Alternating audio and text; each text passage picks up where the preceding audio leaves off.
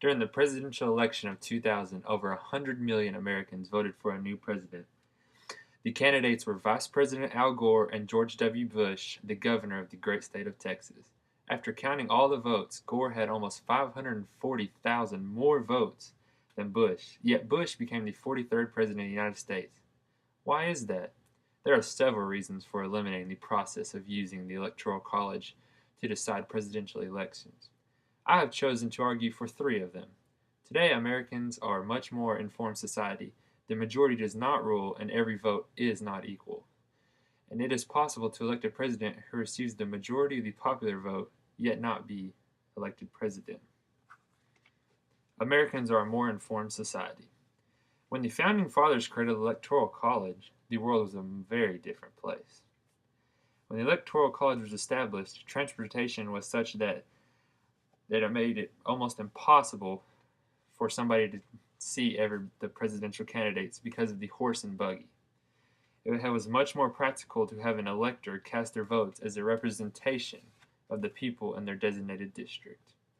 Today, that is not an issue. We can travel from one coast to the other in a few short hours. The Founding Fathers felt that Americans would not have the ability to make an informed decision on the best candidate for president because they did not have the accessibility to know the candidates who lived far from them. Today, Americans have up-to-date information at their fingertips. With modern technology, Americans are able to find out information about all candidates through numerous venues, even if they are not from that geographical region. Second point, the majority does not rule and every vote is not equal.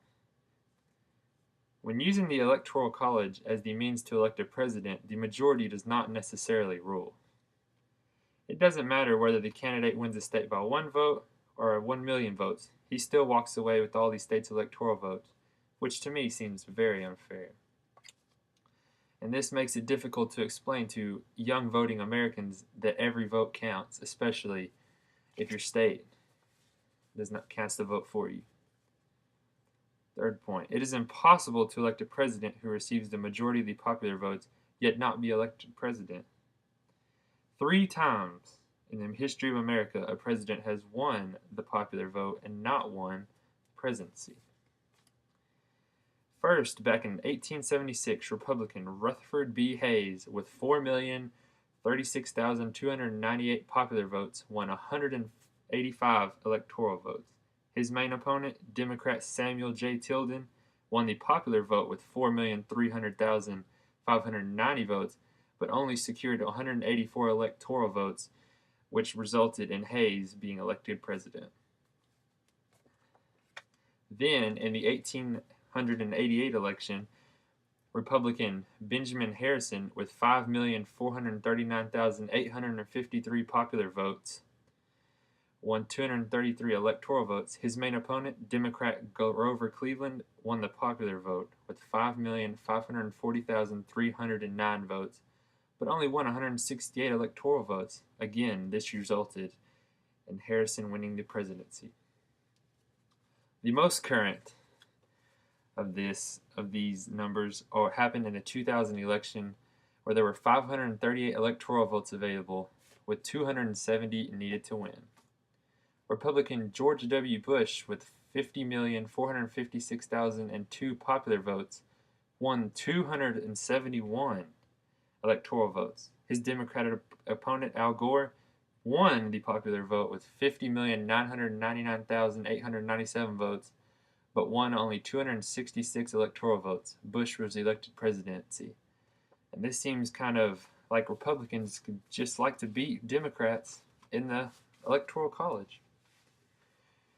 There are only 3 of the many reasons that this is time for the United States to eliminate the Electoral College and elect our president through more popular vote.